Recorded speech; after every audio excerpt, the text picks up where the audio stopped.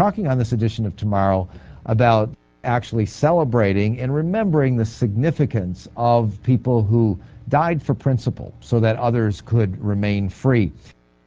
We're going to be talking with Rex Sexton in this segment about what will happen to all these dead people. He is a pastor of the United Church of God, a student and a teacher of what very, in a narrow sense, the Bible teaches, and is very well aware of what all other religious traditions pretty much teach. Rex, thank you for being on Tomorrow. My pleasure. People who are good guys and good women go to war for a good cause, and they're on one side. And good guys go to war, and good girls go to war, and they're on the other side. They all pray that God will bless them. They are caught in the act of killing someone else by an enemy that then kills them. Now, they were all involved with killing one another, and that is something that God, in virtually every Christian religious teaching, says is not good. So, I have a question. What happens to all these dead people? Will a good man caught killing by being killed himself go to hell because he was good but was actually killing? Well, whenever anyone dies, they get buried in a grave, pretty much. Now, grave is Hades. It's not hell, as the Protestant world thinks of hell. That would be the lake of fire, which will happen many, many years later. That's at the end of the millennium, into the 1,000-year reign of Jesus Christ, when those who are in accordance with the wicked will be burned up, as Christ talked about. Now, the whole idea of people who are fighting each other, worshiping the same God, is really an interesting one in history. Because even in World War I, and also some in World War II, mostly in World War I, there were a number of churches up and down the line where they had it scheduled, where the French or the English would go in and have a worship service in the morning, and then the Germans would go to the same church in that village and have a worship service in the afternoon, of course praying to what they felt was the God that was on their side. And it was confusing for these people who were Protestants. In some cases, many of the Americans fighting were Lutheran, many of the Germans fighting were Lutheran, and yet they realized they were killing each other, and they knew that killing was wrong.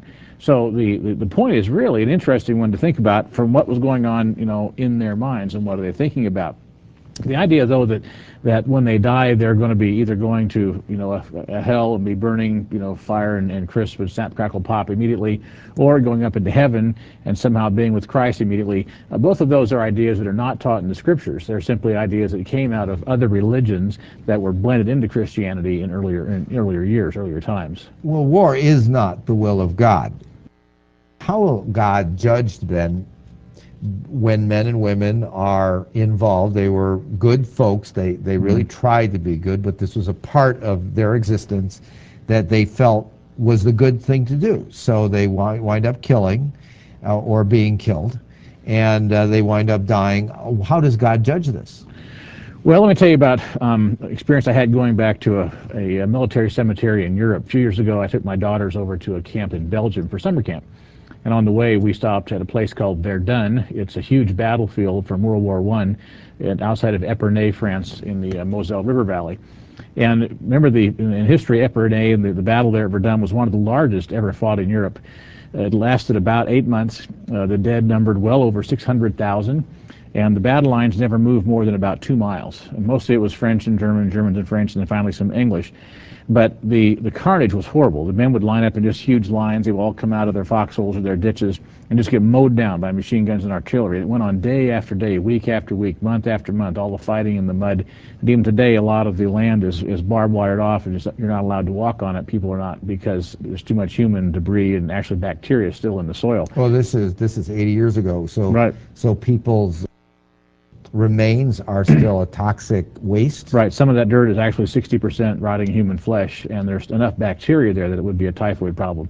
But there's a large mausoleum, and whenever they find bones or skeletons or pieces of people, which they still find today, especially farmers plowing their fields, they put the bones in this bottom of the mausoleum, and there were over 135,000 skeletons in there. And they had just big piles of skulls, big piles of femurs, and there are little windows about a foot by a foot and a half all around the bottom of this very large building. And you could look in and see all these piles of skeletons.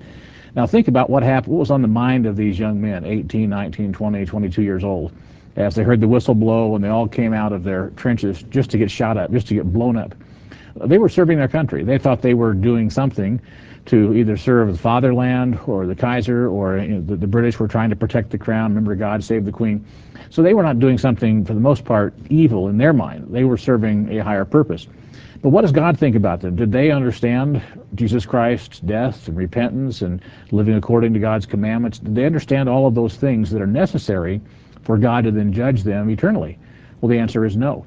The answer is they simply did not yet have the knowledge from God and the calling from God to where they are judged. So what will happen is that in the resurrection, the second resurrection, after the end of the millennium, all of mankind will come back up, and they will then have their chance, because God is a merciful God. He's not going to condemn someone because they didn't know. Now, I think what you're doing is you're talking a lot Bible speak. So let's kind of go back here and take bit by bit what you were suggesting. Now, Sure. First of all, you're saying that people die, and when they die, what happens to them? They go in the grave, and what are they doing there?